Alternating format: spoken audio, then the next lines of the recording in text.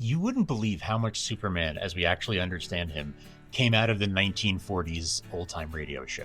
It launched this very month in 1940, which is a lot earlier than people realize, because Superman as a character was only 2 years old at this point, and the comics were popular, but they were still kind of nailing down the lore. Like, a lot of the stuff people assume was always there comes straight out of radio. Like, it's a bird, it's a plane, it's Superman, Jimmy Olsen, Perry White, Kryptonite, which is still funny to me. It only exists because the actor who played Clark Kent and Superman, Bud Collyer, needed time off, like anybody does, needed a way to sideline Superman without breaking the story. So they just invented Kryptonite as a practical fix that ended up turning into his defining weakness. And Bud Collyer himself was a big part of it. When he switches from Clark Kent to Superman, he just drops his voice noticeably. This is a job for Superman. And it's such a simple choice, but it does all the work. It's so iconic. The arc that struck me the most, and that maybe it's best known for,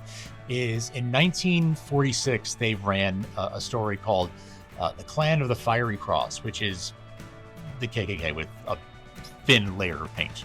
Not really metaphor, it's just Superman goes after a real hate group. The writers deliberately use real Klan passwords and rituals on the air. They weren't trying to be subtle, they were trying to drain the mystique out of it, make it sound small, make it sound ridiculous, make it impossible to take seriously.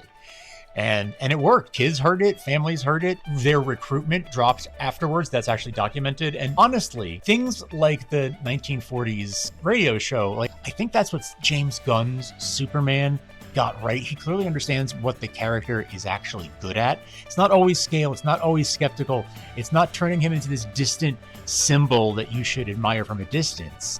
It's someone who's real with impossible strength, who chooses to spend his time on very human problems. That's the same lane that the radio show was in. Superman as a corrective force for good, not like some god or some ideal abstraction, but a guy who keeps showing up and telling cruelty very specifically, you don't get to feel big. That framing always worked. It worked in the 1940s and it still works now. Anyway, a lot of people don't even know the show exists. So let me know what you think. And if you're looking for episodes to get started with, let me know. I've got opinions.